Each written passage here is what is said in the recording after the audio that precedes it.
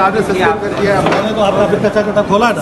संगीन इल्जाम है कि आपने गैर कानूनी जो है हटाया एडमिनिस्ट्रेटरों को हटाया नहीं, इल्ज़ाम ही आप जो है ना वो बना रहे हो। मेरे पे इल्ज़ाम ये नहीं था कि हटाया है, इल्ज़ाम ये था कि आपने, मैंने कहा कहाँ लगाया, मैंने भाई किसको एडमिनिस्ट्रेटर, मैंने इंक्वायरीज़ की हैं।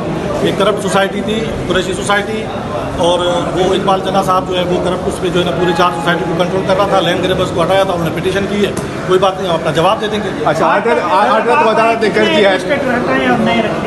एडमिनिस्ट्रेटर मैंने ना एक लगाया ना हटाया, मैंने किए इंक्वायरीज़ के ऑर्डर्स, मैंने किए हैं ऑडिट के ऑर्डर्स, मैंने किए हैं जनाब वहाँ पे इंफॉर्मेशन कॉल करने के नोटिस, जिसको इन्होंने आके शोर शराबा डाला हुआ था कि एडमिनिस्ट्रेटर लग गए, एडमिनिस्ट्रेटर लग गए। कितनी सोसाइटीज़ के जो है आपने अभी तक इंक्वायरी वगैरह? हाँ, इंक्वायरीज़ मैंने की हैं तकरीबन 37 इंक्वायरीज़, वो कंप्लीट हो गई हैं। वही नैब से भी आई हैं, वही एंटी करप्शन से आई हैं। संगीन इल्ज़ामात हैं, वो उसको छुपाने के लिए लिटिगेशन करते हैं। कितने अरसे में इतना जल्दी 37 आपने किया? इंक्वायरी रिपोर्ट भी आ गई? जी, इंक्वायरी रिपोर्ट, जी। अब सुने, ये इंक्वायरियाँ चली थी मेरे से भी पहले रजिस्ट्रार, उससे भी पहले रजिस्ट्रार। जो रिपोर्ट्स कंप्लीट हुई, जब कंप्लीट हुई तो मैंने एक्शन लेना होता है, या पेनल्टी लगानी होती है, या अगर वो कोई फाइंडिंग नहीं है तो क्लोज करना होता है, या फिर ऊपर भेज देते हैं अथॉरिटी को कि डिसाइड कर। अच्छा, कोर्ट ने ऑर्डर कर दिया है आपको सस्पेंड करने का, चार्ज छोड़ेंगे? एक्सक्लूसिव मेरी पावर है इंक्वायरी करना। कोर्ट ने ऑर्डर कर दिया है कि अब आप चार्ज छोड़ेंगे सस्पेंड? चार्ज तो मैंने, देखिए, चार्ज तो कोर्ट मुझे वर्बल भी कहेगा, मैं कंप्लाइंस करूँगा। अभी तो डिक्टेट करवा दिया, मैं कह रहा हूँ कि वर्बल भी कहा, मैं छोड़ दिया, चार्ज की बात है ही नहीं। इलीगलिटी बता दें, मैं खामोश। आप समझते हैं 18 वाला 19 पे बैठ सकता है? ये कानून है, आप कानूनी बंदे भी हैं। ये बेस्ट क्वेश्चन है। देखें, पहली बात तो मैं 18 का नहीं हूँ। एक और फैसला, ताज़ा तरीन फैसला है, हाई कोर्ट का फैसला है। हाई कोर्ट के कई फैसला भी आया है, रजिस्ट्रार जो था इसका कोऑपरेटिव सोसाइटीज़ का, उसको बरतरफ कर दिया है। और इसमें जमात इस्लामी का एक शोबा है, पब्लिक एड कमेटी इसको कहते हैं, तो उनका एक बड़ा रोल था जिसकी वजह से ये मामला हुआ, क्योंकि उन्होंने स्कीम 33 में पब्लिक एड कमेटी ने बहुत अच्छा काम किया है। अभी भी बहरिया के हवाले से बड़ा इशू चल रहा है। बहरिया में भी इस वक्त जो है ना एजिटेशंस हो रहे हैं, ज़्यादतियाँ हो रही हैं वहाँ पर लोगों के साथ। अचानक जो है ना नई नई चीज़ें लगा देते हैं, नए नए चार्जेस लगा देते हैं, और आप रह रहे हो ना रह रहे हो उसको भी, तो इस पे भी लोग बाहर निकले, एहतजाज कर रहे हैं। और उसकी भी क़यादत सैफुद्दीन एडवोकेट गालिबन उनका नाम है, वो ये लोग देख रहे हैं, और उसकी वजह से लोगों को एक सहूलत मिली है। और पहले भी इदारे नूर हक़ में 3 बार मैं याद आता है कि वो मलिक रियाज आए थे, तो ये अच्छी बात है और हमें अप्रिशिएट कर लेना चाहिए ऐसी चीज़ों को। और इसमें यह है कि मैं अहम बात जो बताना चाह रहा था कि वो कोऑपरेटिव सोसाइटीज़ में बहुत ही फ्रॉड हुए हैं, और सबसे बड़ा फ्रॉड उस वक्त होता आ रहा है कि जब रजिस्ट्रार जो होता है वो, यानी वहाँ का जो नुमाइंदा होता है वो कोऑपरेटिव सोसाइटी का, वो एडमिनिस्ट्रेटर बैठा देता है। एडमिनिस्ट्रेटर बैठने के बाद वो अब जितनी चाहे फ़ाइलें बना ले। उसने नई फ़ाइलें बनाई, डबल फ़ाइलें बनाई हैं, उसने लोगों के प्लॉट्स कैंसिल किए हैं, उसने जो है कई प्लॉट एक नाम से निकाले, और अरबों रुपए कमाए और गायब हो गए, भाग गए। कोई पकड़ने वाला नहीं है उन कोऑपरेटिव सोसाइटी के। आज कोऑपरेटिव सोसाइटियों में 1.5 2 करोड़ के प्लॉट, 2.5 करोड़ के, 3 करोड़ के प्लॉट हो गए, लेकिन लोग रुल रहे हैं कि उन्होंने अपनी इन्वेस्टमेंट डूबी नज़र आ रही है, इसलिए कि वहाँ पे एडमिनिस्ट्रेटर ने जो घपले किए। इस वक्त भी 30 के करीब एडमिनिस्ट्रेटर मौजूद हैं कोऑपरेटिव सोसाइटी में। कोऑपरेटिव सोसाइटी के बारे में मैं आपको ये इल्म देता चले जाऊँ कि ये कोऑपरेटिव सोसाइटी मेम्बरान पे मुश्तमिल होती है, और जो वहाँ मेम्बर्स होते हैं वहीं उनके ही एक इलेक्शन होते हैं हर साल, और हर साल इलेक्शन होने के बाद वहाँ नुमाइंदा मुंतखब होता है, वो बनती है उनकी कमेटी के ज़िम्मेदार। अब जहाँ पे इलेक्शन नहीं हो रहे, जहाँ पे मसले हो रहे, तो वहाँ एक एडमिनिस्ट्रेटर बैठा दिया जाता है जो कि तारीख़ में उसने बड़े फ्रॉड किए हैं। तो अल्लाह करे ये जो भी सिंध हुकूमत है उसकी सरपरस्ती में ये काम होते रहे, तो अल्लाह करे ये मामला जो हाई कोर्ट ने एक्शन लिया है वो उस एक्शन की वजह से जो है वो लोगों को सहूलत मिले। और ये भी एक बाय लॉ अब कह दिया गया है कि अब इलेक्शन अगर सोसाइटी नहीं कराए तो फिर एक इलेक्शन ट्रिब्यूनल बना दिया गया है जो कि इसको का इलेक्शन करवाएगा। तो ये तो बहुत अच्छी बात है। कोऑपरेटिव सोसाइटी में लोग धक्के खा रहे हैं, आज भी धक्के खा रहे हैं, ख्वार हो रहे हैं और उनको तबाह किया गया है। तो कोऑपरेटिव सोसाइटी में अगर ये इक़दामात हो जाएं तो हमें इसको सराहना चाहिए। बात कर रहे थे, थोड़ा सा मैं आपको ये बताता चलूँ, जहाँ मैं कोऑपरेटिव सोसाइटीज़ की बात कर रहा था तो आप हमारी कोशिश होती है कि आपको इल्म भी दें प्रॉपर्टी के हवाले से। तो इस वक्त दो तरह के प्रोजेक्ट होते हैं, एक हम कहते हैं कोऑपरेटिव सोसाइटी, एक होता है बिल्डर प्रोजेक्ट। कोऑपरेटिव सोसाइटीज़ बाकायदा मेंबर्स बनते हैं और अप्लाई करते हैं और किसी भी नाम से वो सोसाइटी को मंजूर करा देते हैं। पहले बहुत ज़्यादा ये बनती रही हैं और उसमें कीमतें पहले बहुत कम थी, लोग पूछते नहीं थे, प्लॉट ले लिया, लाख 2 लाख 3 लाख का प्लॉट ले लिया था, आज वो करोड़ों में उसकी कीमत चली गई है।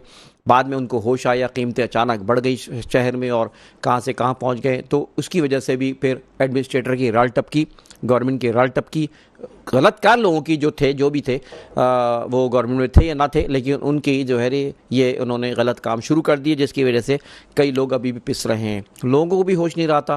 प्लॉट आज तक भी ऐसे लोग हैं जिन्होंने जाके देखा भी नहीं, पाकिस्तान से बाहर ज़्यादातर रहते हैं और उनके प्लॉट अभी तक पड़े हुए हैं। सोसाइटियाँ हो गई महंगी, लेकिन वहाँ लॉज होते हैं जिसको फॉलो करना पड़ता है। अगर लॉज को फॉलो ना किया जाए तो फिर एडमिनिस्ट्रेटर को बिठा दिया जाता है। अब उसके मुकाबले में दूसरी चीज़ होती है वो बिल्डर प्रोजेक्ट होता है। नाज़रीन, बिल्डर प्रोजेक्ट ये होता है कि कोई भी बिल्डर चाहे तो ज़मीन ख़रीदता है और ज़मीन ख़रीद कर फिर वो एक प्रोजेक्ट का लेआउट मंजूर करवाता है, उसकी एनओसीज़ लेता है।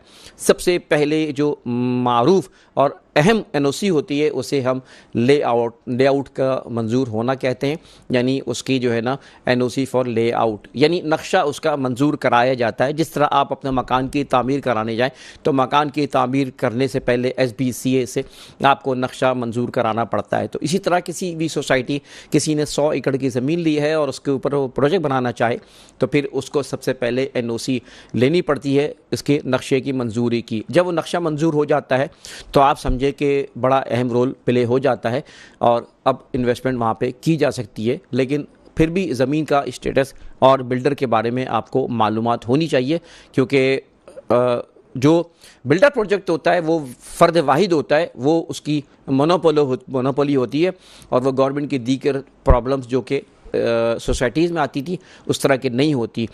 और अब उसका इख्तियार होता है वो जितनी तेज़ डेवलप करना चाहे डेवलपमेंट करे, जितनी आहिस्ता करना चाहे आहिस्ता करे। लेकिन बिल्डर का सही होना, उसका पुराना रिकॉर्ड को बेहतर होना, इस चीज़ की निशानदही है कि then you can take the decision कि ये प्रोजेक्ट एक बेहतर प्रोजेक्ट आपके लिए हो सकता है। तो बिल्डर प्रोजेक्ट में फिर वो जब मंजूर कराता है लेआउट, तो आपको ये बात बताते चलूँ कि अब उसको 55% जो है ना रेसिडेंशियल करता है और जिसमें से 45% जो है वो उसको एमिनिटीज़ देनी पड़ती है। 5% कमर्शियल्स होते हैं इसके अंदर। ये एक उसूल है जो कि उसके लिए बनाए गए हैं। अब अगर उसने वॉलेशन की है तो फिर वो गलत है। लिहाजा जो एमिनिटीज़ उसने मंजूर करवा ली हैं उसके ऊपर अगर वो कोई और बिल्डिंग बनाना शुरू कर दें, बेचना शुरू कर दें, तो ये गलत हो जाएगा। ये कहलाएगा चाइना कटिंग, जो कि आज भी बाज़ बिल्डर करते हैं। तो आपको लेआउट ज़रूर लेना चाहिए, उसके बारे में इल्म होना चाहिए कि आपको जो प्लॉट दिया गया है कहीं वो किसी एमिनिटी को उठा के नहीं दे दिया गया आपको और आप कल को जो फंस जाएँ। तो ये जब भी आप किसी भी प्रोजेक्ट में आप लें तो आपका राइट है, आपका हक़ है कि आप एग्रीमेंट भी देखें, बिल्डर्स के पॉइंट्स भी देखें और वो जो कुछ कह रहा है उसको भी देखें।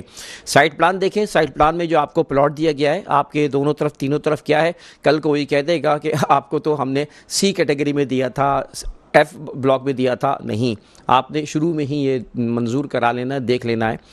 और साथ साथ जो है जब भी आप कोई भी जगह पे आप डॉक्यूमेंट्स देखें तो 3 चीज़ें ज़रूर होनी चाहिए।